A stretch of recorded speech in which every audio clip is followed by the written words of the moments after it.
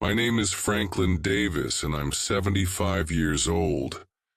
For most of my life, I worked as a quality control supervisor at a manufacturing plant in Ohio.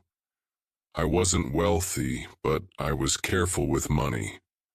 I saved every penny I could, invested wisely, and lived modestly in the same three-bedroom house I bought in 1978. My wife Margaret and I raised our two children there, Susan, now 45, and David, 42.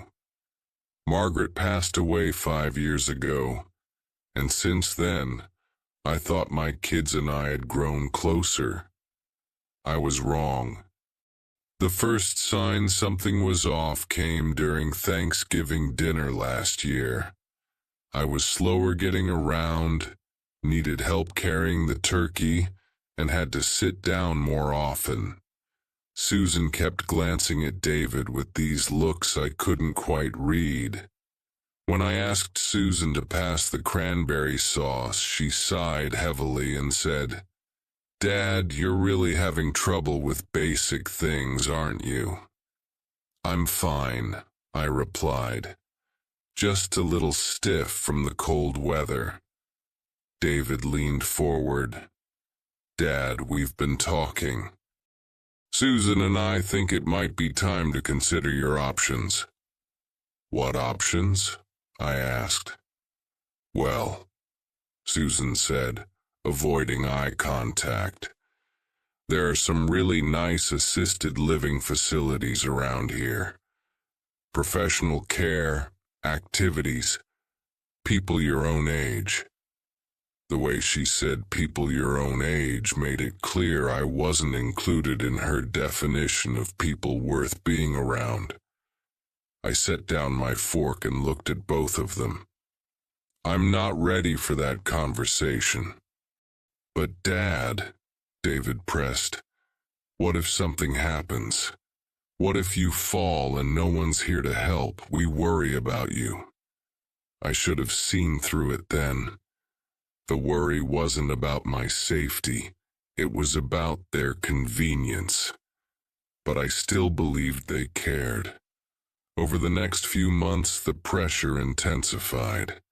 They visited less frequently, called mainly to ask about my situation, and every conversation somehow circled back to assisted living. Susan would bring brochures. David would mention how much my house was worth in today's market. They started talking about me like I wasn't in the room. If you enjoy stories of cold-blooded revenge and gripping plot twists, like this video and subscribe to the channel now. There are brand new, unreleased stories here every day, each one more intense than the last. The breaking point came on a Tuesday in March. I had a minor fall in my bathroom. Nothing serious, just slipped on a wet tile. But when David arrived to check on me, he didn't ask if I was hurt. His first words were, "Dad, this proves what we've been saying. You can't live alone anymore." "I'm fine," I told him, showing him I could walk perfectly well. "No, you're not fine," he snapped. "You're becoming a burden and we can't keep dropping everything to worry about you." A burden. The word hit me like a physical blow. This man I'd raised, whose college tuition I'd paid, whose first car I'd helped him buy, was calling me a burden. Susan arrived an hour later with papers. "We've found a place," she announced. "Sunset Manor has an opening next week. We can have you moved in by Friday." "I'm not going anywhere," I said quietly. "Dad, you don't have a choice," Susan replied. "We're your family. We know what's best for you." That night, alone in my house, I made a decision. If they wanted to treat me like a burden, like someone whose life and choices didn't matter, then they were about to learn something about their old man they'd never suspected. See, what my children didn't know was that their burden of a father had been much smarter with money than they'd ever imagined. For 47 years, I'd been putting money aside. Not just in savings accounts, I'd been investing in stocks, bonds, mutual funds, and even some real estate through a business trust I'd established back in 1985. My financial advisor, Thomas Brooks, had helped me structure everything legally and discreetly. The trust was ironclad, with specific instructions about who could access it and under what circumstances. My children's names weren't on any of the documents. Margaret knew about the trust, but we'd agreed to keep it private. We lived modestly by choice, not necessity. The old Ford pickup in my driveway, the second-hand furniture, the home repairs I did myself, it was all deliberate. We wanted to teach our kids the value of hard work and not to depend on inheritance. Looking back, maybe we taught them too well to underestimate their father. The trust was worth just over $2.3 million. After that Tuesday confrontation, I called Thomas Brooks. "Tom, I need you to review the trust documents. Specifically, the clauses about mental competency and family challenges." "Everything okay, Franklin?" he asked. "My kids want to put me in a home. They think I'm losing my grip, and I suspect they're more interested in my assets than my well-being." Tom was quiet for a moment. "The trust protects you completely. Even if they tried to claim incompetence, you'd need to be declared mentally unfit by 2 independent physicians and a judge. Plus, the trust has a clause requiring unanimous consent from 3 trustees to make any changes, and you're one of them. What if they try to access my regular accounts? They can't. You're the sole owner, and unless you give them power of attorney, or they get legal guardianship, they have no access.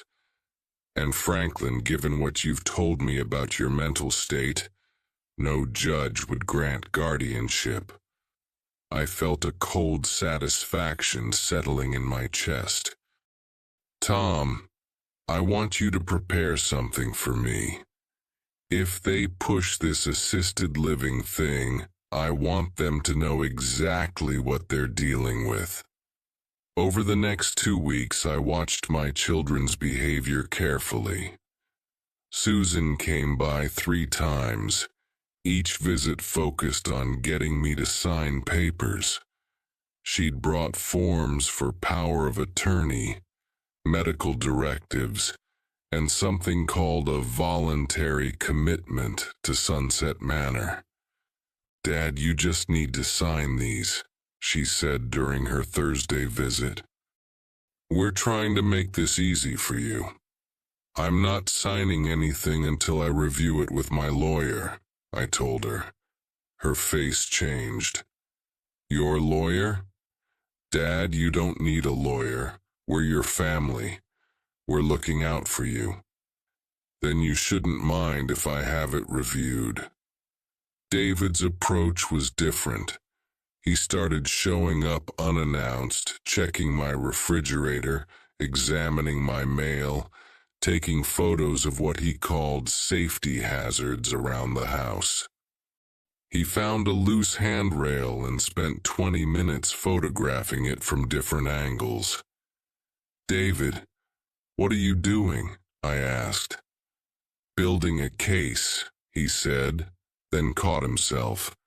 I mean, documenting things that need to be fixed. For your safety. Building a case. Now I understood. They weren't just trying to convince me to leave. They were gathering evidence to force me out through legal channels. I called Tom again. They're documenting everything. Taking pictures, making notes about my house, my habits. I think they're planning to petition for guardianship. Franklin, I need you to do something for me. I'm sending over a private investigator, someone who specializes in elder abuse cases. Her name is Patricia Williams. She's going to assess your situation and document your mental competency. Patricia Williams arrived the following Monday.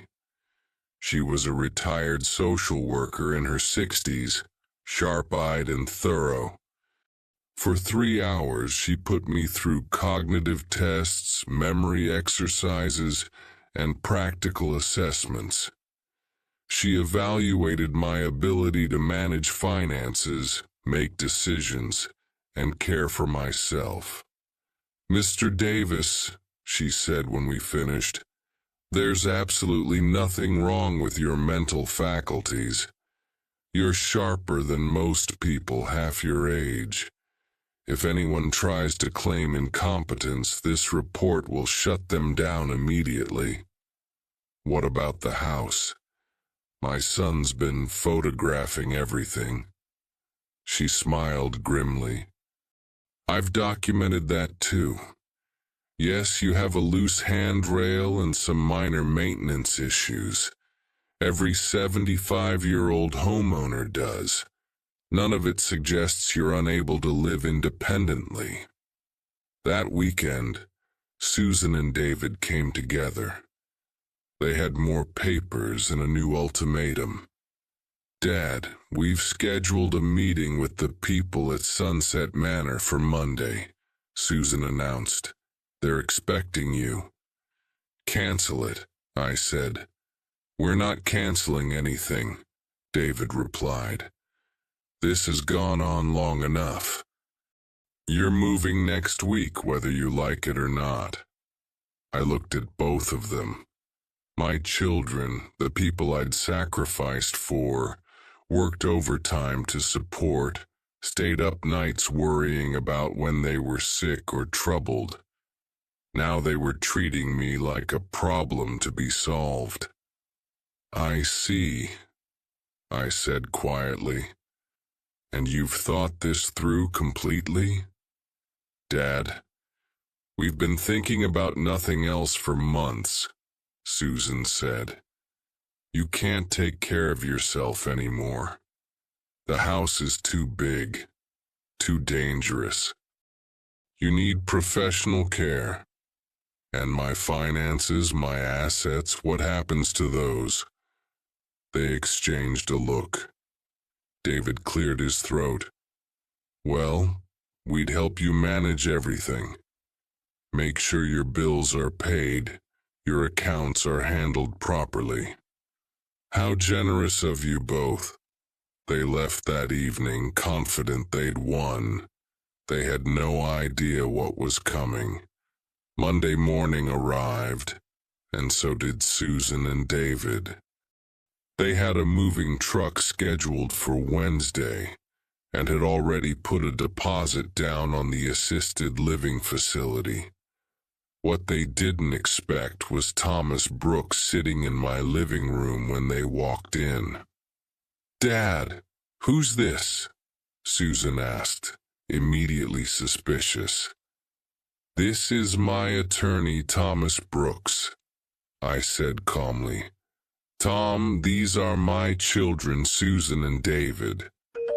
Tom stood up, briefcase in hand. "Mr. Davis has asked me to review the legal documents you've been pressuring him to sign. I'm afraid there are some serious problems with your approach." David's face went red. What kind of problems? Well, for starters, attempting to coerce an elderly person into signing legal documents under duress is considered elder abuse in Ohio. The photographs you've been taking of his property without permission could be construed as harassment. And this forced relocation you're planning? That's illegal detention. We're his family, Susan protested. We're trying to help him. Tom opened his briefcase and pulled out a thick folder. I have here a comprehensive mental competency evaluation conducted by a licensed social worker. Your father scored in the 95th percentile for cognitive function. He's perfectly capable of making his own decisions. That's impossible, David said. He can barely take care of himself. According to whom? Tom asked. The same children who visit twice a month and spend most of their time photographing supposed safety hazards? I watched my children's faces as Tom continued. The confident expressions they'd worn for months were cracking. Furthermore, Tom said, Mr. Davis has asked me to inform you that any further attempts to force him into an assisted living facility will result in a restraining order and potential criminal charges. Susan found her voice. Fine. But what happens when he falls again? When he can't pay his bills? When he needs medical care? We're not going to be responsible for cleaning up his messes. That's interesting, I said quietly. Because I don't recall asking you to be responsible for anything. David leaned forward. Dad, be realistic. You're living on Social Security and whatever small pension you have. You can't afford to maintain this house forever. You certainly can't afford any kind of extended medical care. This was the moment I'd been waiting for. I looked at Tom and nodded. Actually, Tom said, that brings us to another matter.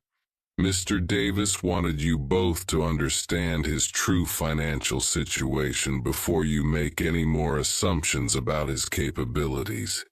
He handed each of them a document. I watched their faces as they read. Susan's mouth fell open. David's hands started shaking. What the hell is this? David whispered. That's a summary of your father's assets, Tom explained.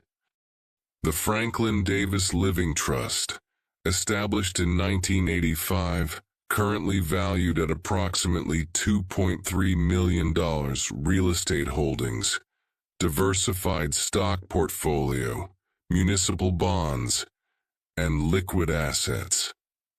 Susan looked up at me, her face pale.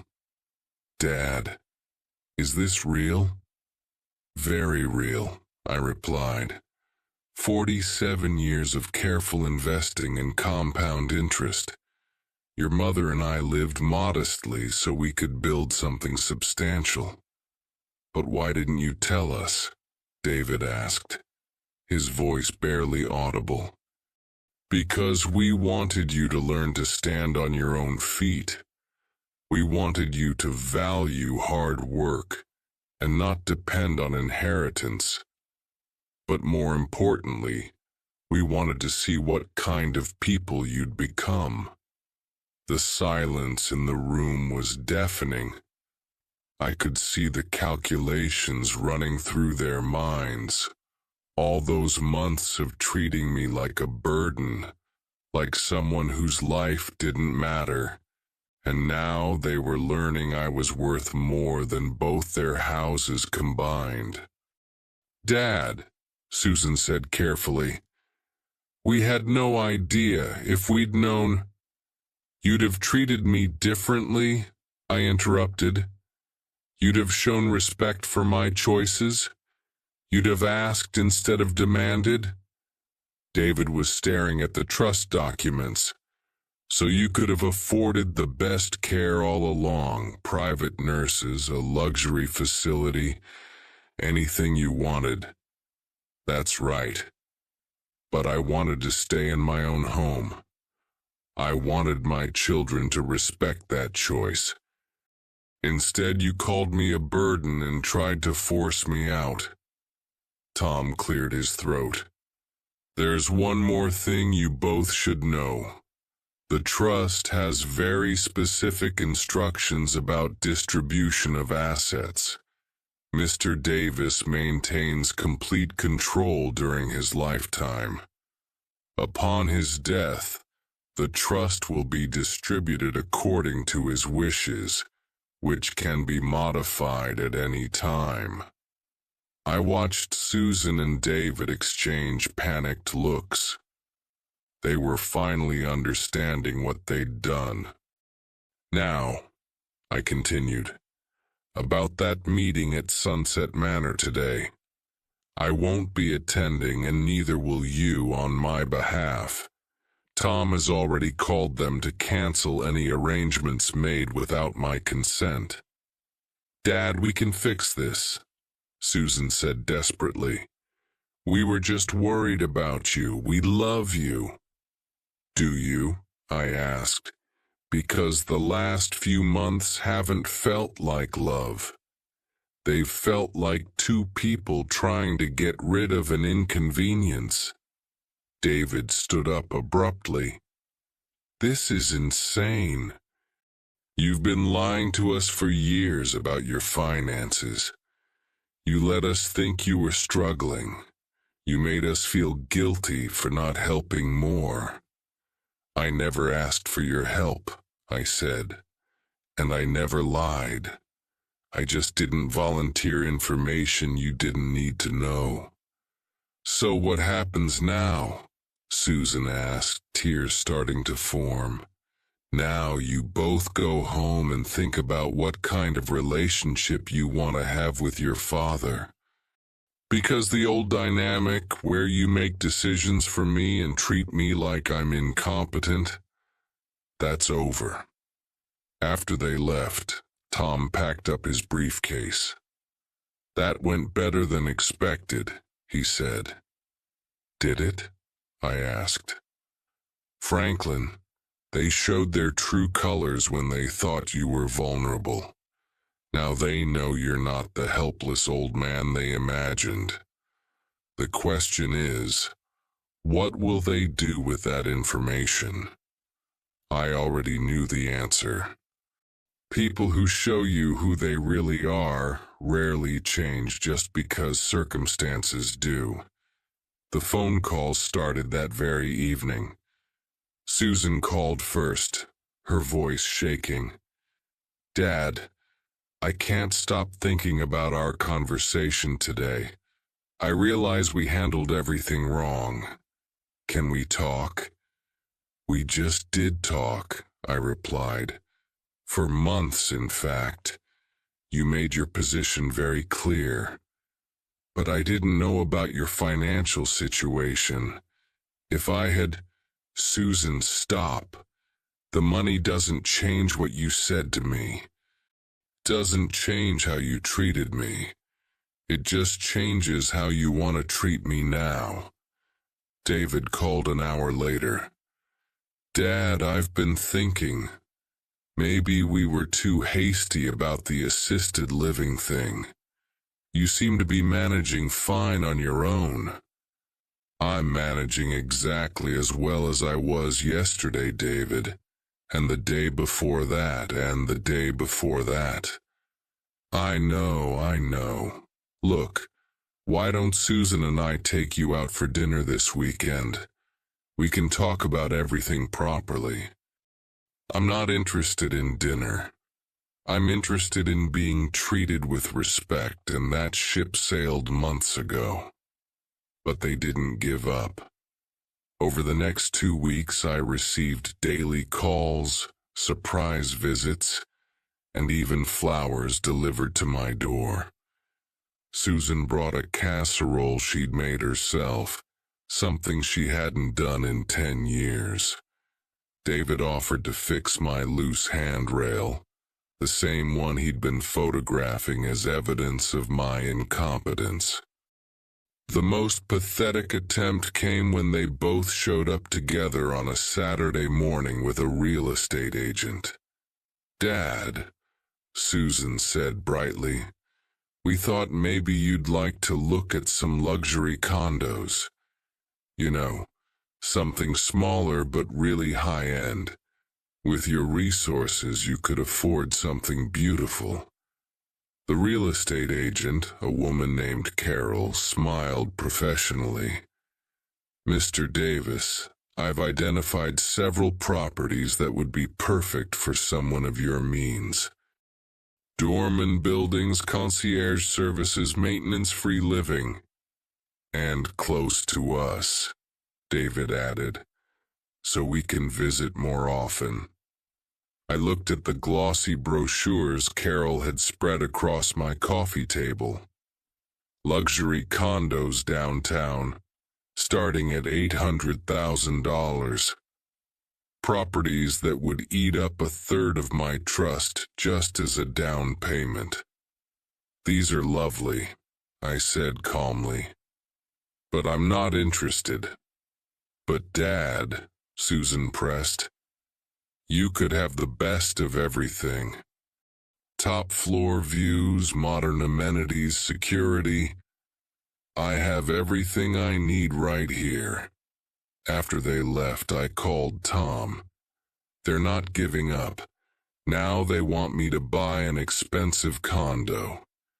Closer to them, I assume?" "Exactly. And I suspect they think if I'm spending my money on luxury housing, there'll be less left for them to worry about inheriting." Tom was quiet for a moment. "Franklin, I think it's time to make some changes to the trust. Permanently." That afternoon, I drove to Tom's office and signed new documents. The trust was restructured to leave the bulk of my assets to 3 charities: the American Red Cross, the local food bank, and a foundation that provided legal aid to elderly people facing family exploitation. Susan and David would each receive $50,000, enough to show I hadn't forgotten them entirely, but not enough to justify their recent behavior. I also established something else: the Franklin Davis Foundation for Elder Advocacy. It would be funded with $500,000 from the trust and dedicated to helping elderly people who were being manipulated or abused by their own families. 2 months later, Susan and David were still calling regularly, still trying to rebuild what they'd destroyed. But I'd made my peace with the situation. I hired a part-time housekeeper, Mrs. Rodriguez, who came twice a week to help with cleaning and grocery shopping. I had a handyman, Jim, who maintained the house and yard. I was living comfortably, safely, and independently, exactly as I'd wanted to all along. The final conversation came on a Tuesday evening in July. Susan called, and for the first time in months, she sounded genuinely sad instead of desperate. "Dad, I know you probably don't want to hear this, but I need to say it. I'm sorry. Really, truly sorry. Not about the money, not about the inheritance, but about how we treated you. You deserved better from us." "Yes, I did," I said simply. "Is there any way we can fix this? Any way to earn back your trust?" I considered her question carefully. Susan, trust isn't something you earn back. It's something you build over time through consistent actions. The question is, are you willing to put in that time without any guarantee of reward? What do you mean? I mean, are you willing to have a relationship with your father just because he's your father? Not because of what he might leave you, not because of what he can do for you, but just because. She was quiet for a long moment. I think so. I hope so. Then we'll see. But Susan, understand this. Things will never go back to the way they were. I'm not the same man who let you bulldoze over his wishes. I'm not the same man who stayed quiet when you called him a burden. I understand. Good. Because I'm 75 years old, and I'm done wasting time on people who don't respect me, even if they're my own children. A year later, I'm still living in my house. Mrs. Rodriguez has become a good friend, and Jim's teenage son cuts my grass for $20 a week. I've had dinner with Susan 3 times, actual conversations, not sales pitches. David still calls but less frequently, and he stopped bringing up my living situation. The Franklin Davis Foundation has helped 12 elderly people fight inappropriate guardianship proceedings. That gives me more satisfaction than any family dinner ever could. I learned something important through all of this. Sometimes the people who claim to love you are the ones who respect you the least. And sometimes, the best revenge isn't hurting them back. It's simply refusing to let them hurt you anymore. My trust is secure, my legacy is meaningful, and my dignity is intact. At 75, I finally learned to value myself as much as I valued everyone else. It only took my own children treating me like garbage to figure that out. If you enjoyed this story, like this video, and leave a comment telling me what you thought. And if you're not already subscribed to the channel, please subscribe and hit the notification bell to get alerts for new stories like this one. Thanks for watching, and I'll see you next time.